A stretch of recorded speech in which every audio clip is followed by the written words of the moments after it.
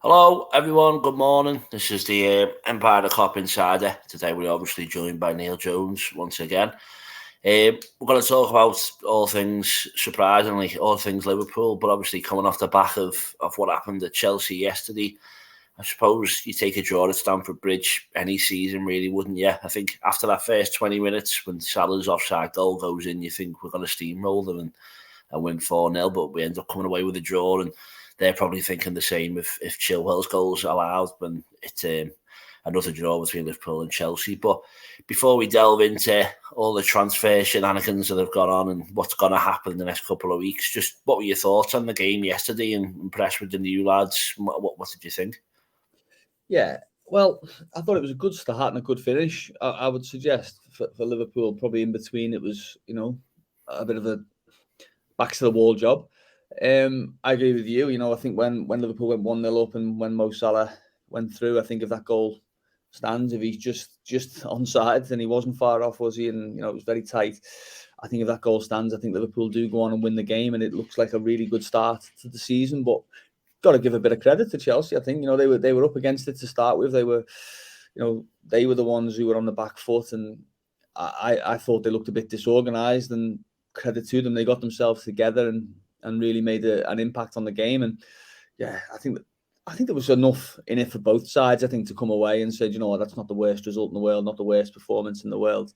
And from a Liverpool perspective, definitely, like you said, the first thing you said is a draw at Chelsea's very rarely a bad result. It probably was last season, given all their struggles, but I think with everything going on this season and all the changes they've made and all the sort of new direction of travel that they're looking to go in, I think a draw at Stamford Bridge is a more than acceptable way to start the season. And had, a deflection gone their way, a VAR decision gone their way, or Alexis McAllister found that pass for Darwin late on, Liverpool could easily have won the game. So I think there's, it's not, what you would call a sort of a convincing start to the season, in the sense of, it doesn't answer all the questions that people have about the club, but it's certainly an acceptable one, and takes them into Bournemouth next week with a chance to make it a pretty decent start. Oh, definitely. I think, we've had we obviously buy players who are versatile enough to play in different positions, but I think if you look at that midfield yesterday, on the face of it, it's two attacking midfielders and a striker playing in midfield, isn't it? So you've got to expect that we were going to be exposed a couple of times, and maybe if I might say a name that you've probably heard about 4 million times in the last couple of days, but maybe if a Moises Caicedo's there, it's a different game. But we obviously now know that's not going to happen. But both teams there did seem to be crying out for a defensive midfielder, and I think it's safe to say that it looks like Chelsea are not only going to sign Caicedo, but they're now also getting linked with Lavia. So I think Liverpool fans are going to be scratching their heads of where we go next. But if we just start with maybe the man who's been talked about more than anyone else in the last week or 48 hours, however long it's been, what's other than he's probably going to Chelsea, what's probably your update on what happened between us agreeing a deal to last night we see that Chelsea have now agreed a deal to sign him? Yeah, I mean, well, he is going to Chelsea. I mean, that's pretty much confirmed, even if it isn't by the club itself and by Brighton. But it's a really sort of it's in one way it's really complicated, in one way it's really straightforward. Chelsea have obviously been leading this race for a long time. They've been putting out what you would imagine an awful lot of groundwork with the agent, with the player. They've had bids obviously with Brighton as well. Liverpool have obviously got into a situation. It's escalated as the summer's gone on, where they need a player of that type, that caliber. They obviously lost players they didn't expect to lose in Fabinho and Jordan Henderson, and I think they've sniffed an opportunity with Caicedo that look, Chelsea haven't agreed a deal. I think they've probably been given some encouragement by Brighton or by someone that Chelsea maybe was struggling to agree a deal, and that there was possible that you can come in and ask a question. And I mean, to be honest, it was actually what I called for Liverpool to do in articles I wrote earlier in the summer. I called for them to risk looking stupid, by going after the best and sort of putting themselves in those races, as opposed to sort of scratching around for imperfect options. And I mean, come Thursday, I think everyone was sort of getting really excited by the idea that Liverpool were going to make their move. They clearly had some encouragement from the players' side that there was a chance that he would come to Liverpool. The deal was agreed. And I mean, when we all woke up on Friday, I know I did, I was going to Jurgen Klopp's press conference at 10 o'clock on Friday and thinking, wow, we're going to get sort of a big, chat about what Moises Caicedo is going to bring to Liverpool, the type of player he's going to be and what a great signing it is. And the mood changed, didn't it? And it was clear that it wasn't a done deal. It wasn't as straightforward as it might have sounded when you hear that a deal's been agreed with Brighton. And it was clear that Chelsea weren't going away. And I think it was what's happened since is the player or the players' representatives or both have made it clear to Liverpool that Chelsea was the direction he wanted to head in.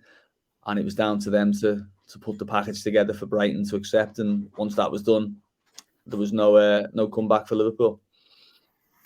Yeah, well, obviously we've seen that the bids that were supposed to be coming in were from us from 110 mil, and then it was 111 mil, and then just on the pure financial side, you see everything, every rumour going everywhere on Twitter, but they're saying that the financial fair play rules mean Chelsea can only bid 105, so that you think we've done a great job. We've now meant that they can't even match us without exposing themselves and possible points deductions, and then you start seeing that no, they're actually going to bid 115 mil, and obviously I think we all understand that Chelsea are probably going to try and sell a few more players to make this happen, but how are they getting around these financial fair play things? It just seem to be one rule for them and one rule for everyone else.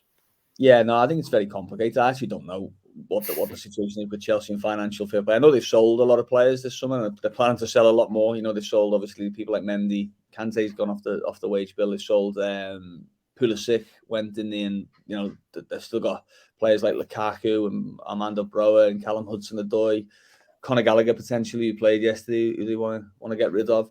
So they've Kepa, another one obviously. So they've got a lot of assets that they're trying to shift. They've obviously agreed the deal with Brighton. It's got a lot of add-ons in it, which not it's not all of the money up front. There's add-ons linked to European qualification, to how many appearances and how successful Caicedo is as a Chelsea player. There's always workarounds for it, but I think a lot of people are looking and saying, well, Chelsea spent, we look at the money they spent in January alone, it was remarkable really when you're thinking that Madueke and Mudryk were on the bench yesterday, and they were obviously big signings in January. You've signed Badiashile in January, who's injured. They signed Fofana last season, who's injured, for mega money. Disasi's come in recently, obviously, and he's Robert Sanchez who made the debuts.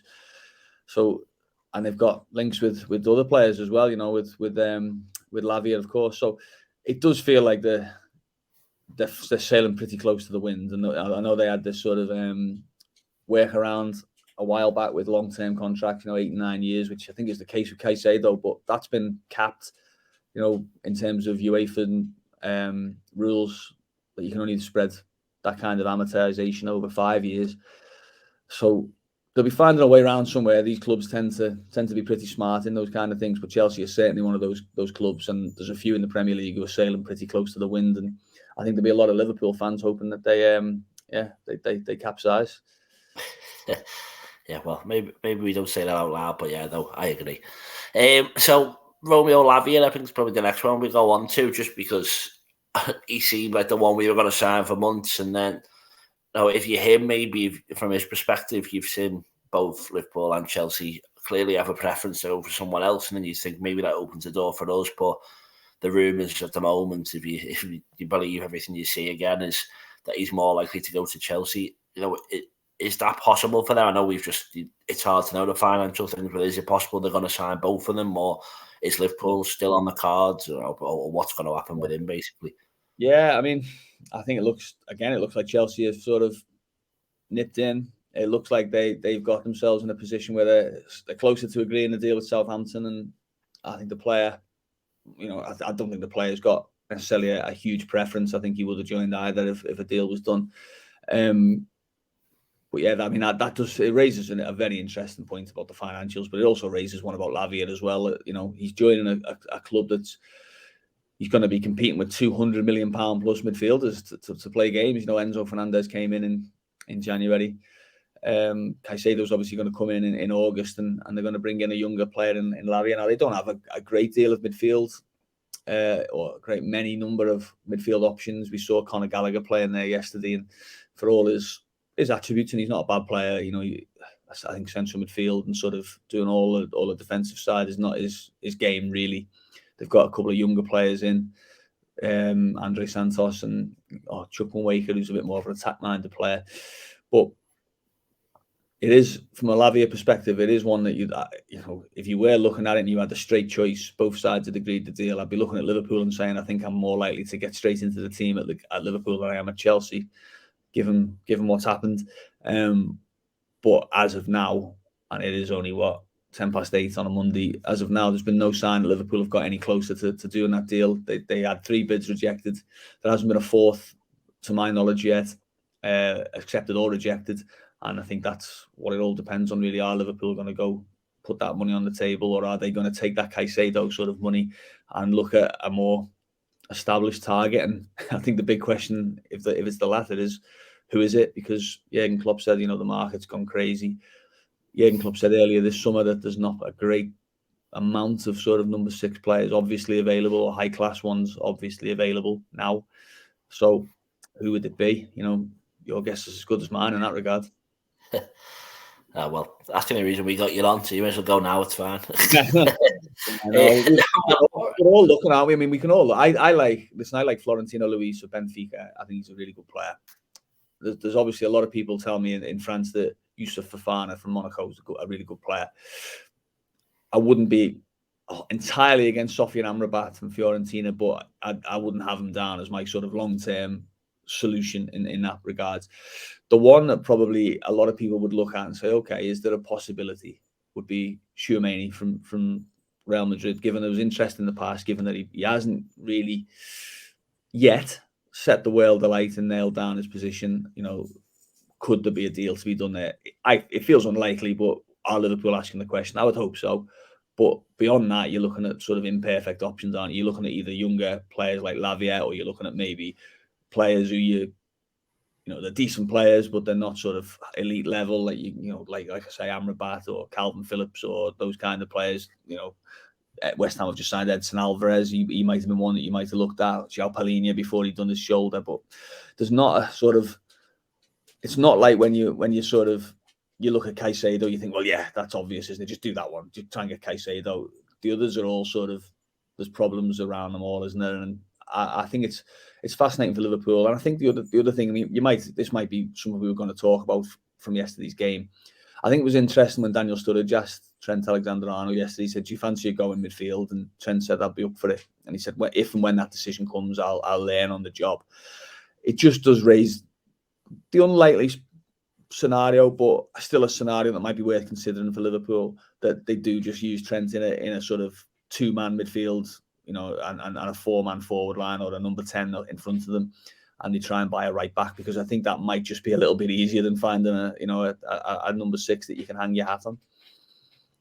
Yeah, well, I think obviously you said before about Lavia, he must look at the Liverpool situation, and if he's offered both, he'd think I'm more likely to get a game playing for Liverpool than I will with Chelsea. And I think you would have thought the same for Caicedo as well, especially after teams agree of fate. But obviously we know neither of them are going to happen, but everyone in the market now knows Liverpool's probably top budget, don't they? So we've played our hand, and it feels like we can be fleeced, because we're a team that really needs 1, maybe 2 midfielders.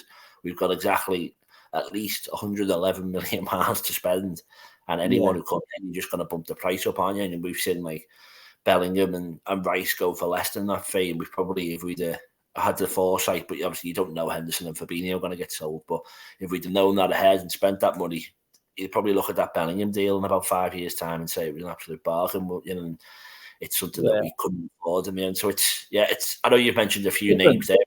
It is different.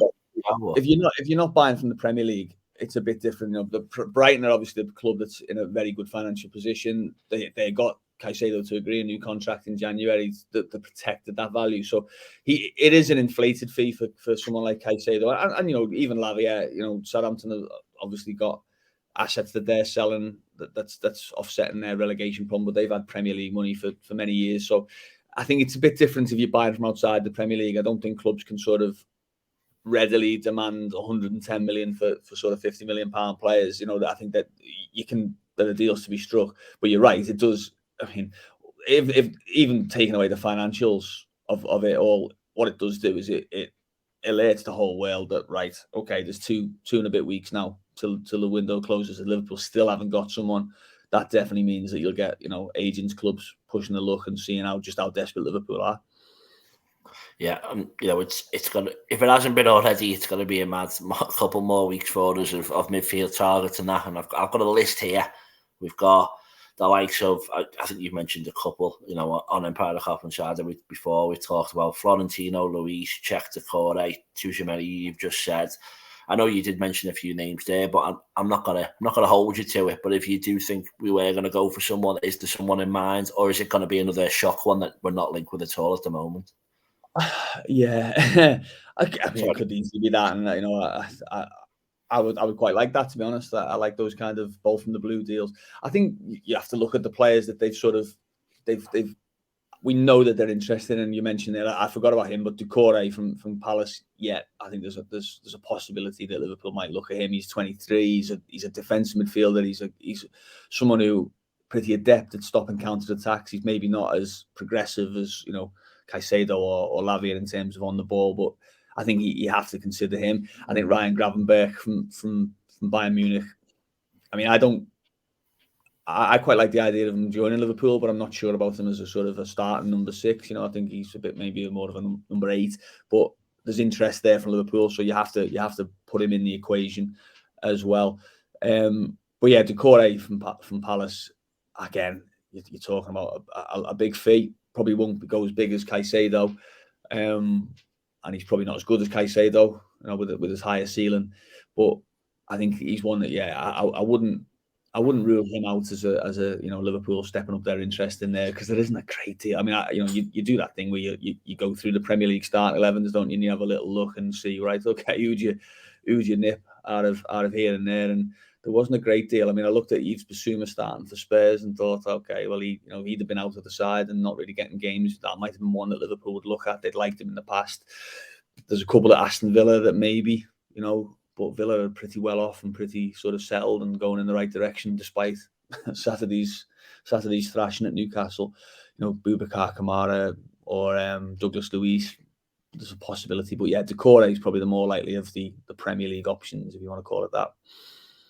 Yeah, I think there's obviously been a couple more names. Just one there, I think it's come up this morning a bit. It's, you have to forgive me because I need to read this because my pronunciation's terrible.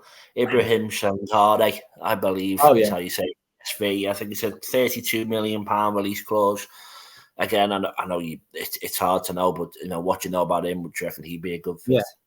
Well, I know that he was obviously, Liverpool went to PSV in January and bought Cody Gakpo, and there was a sort of a thinking behind why they did Cody Gakpo. I mean, it was on Boxing Day, wasn't it, that they agreed that deal? Late December rather than January even. So there was a reason they were so keen to do it. One, that they liked the player, but two, that they worried that Sangare and, as it was, Madueke, who was at PSV at the time, that they were going to be sold, and that would obviously impact their willingness or the price that they would sell Gakpo at.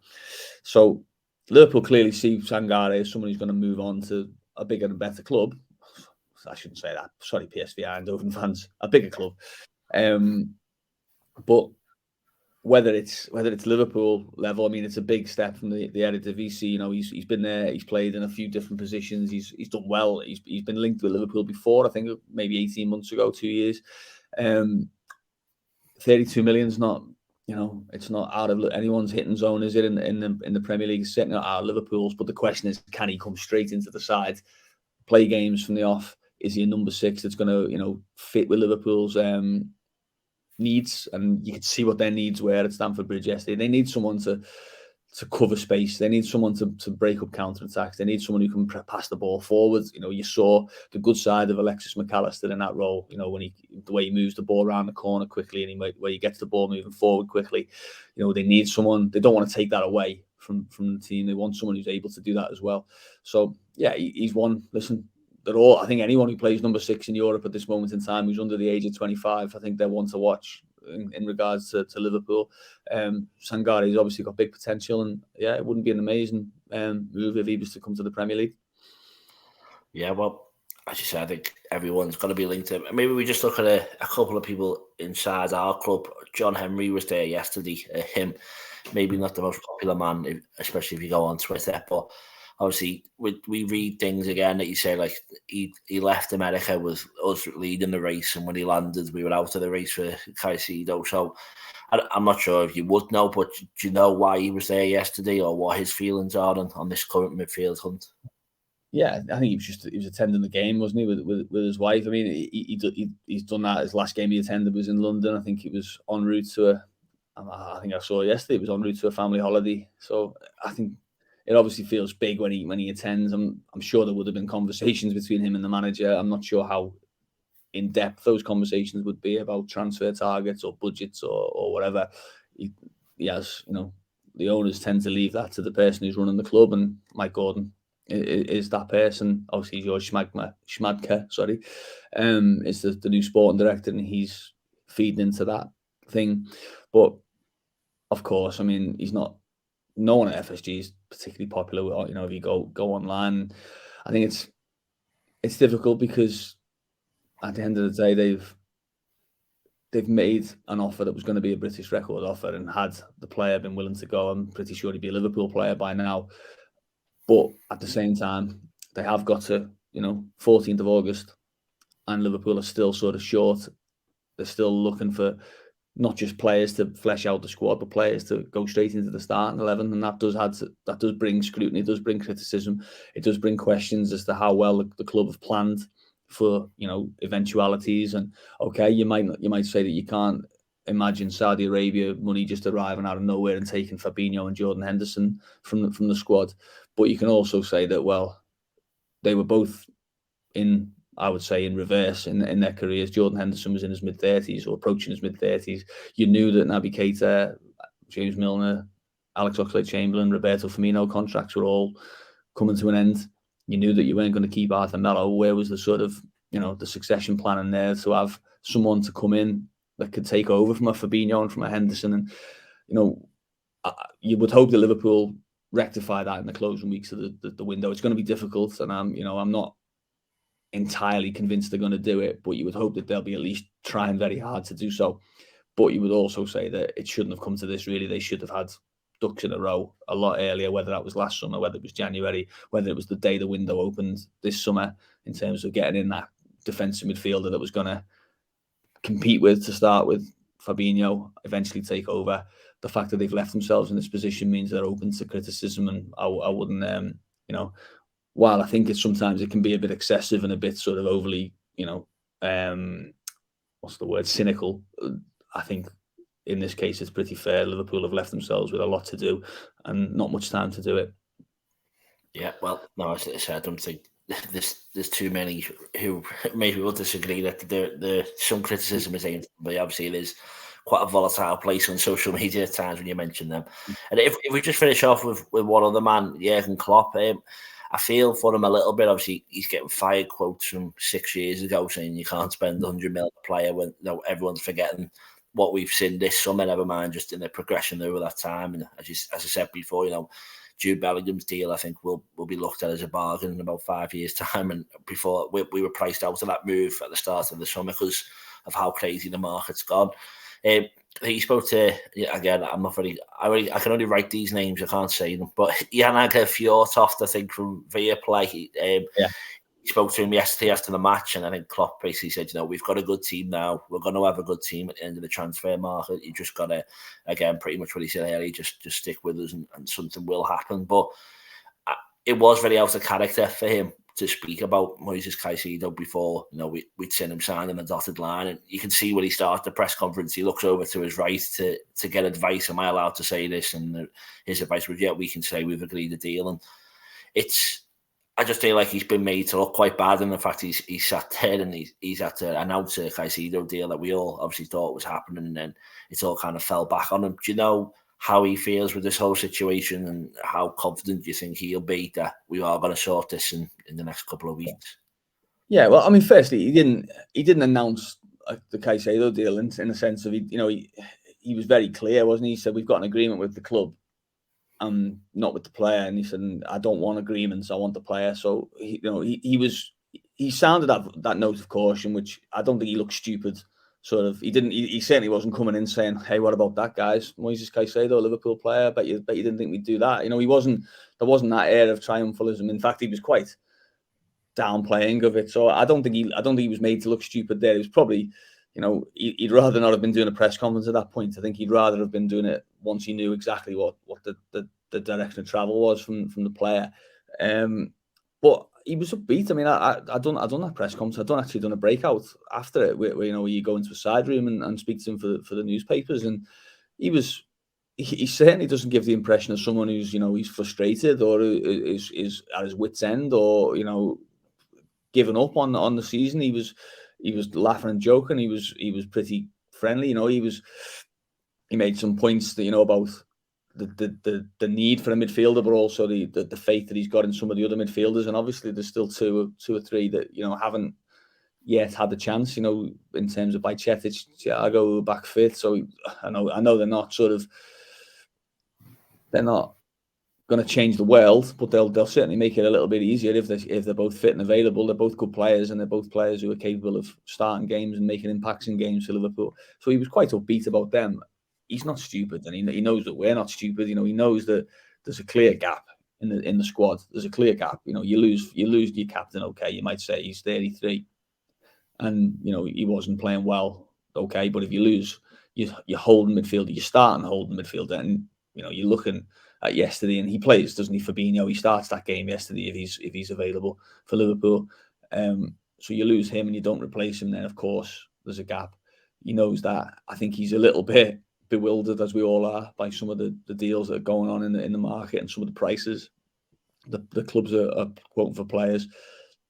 I mean, just this weekend we've seen Caicedo 100 million plus. We've seen in January Enzo Fernandez 100 million plus.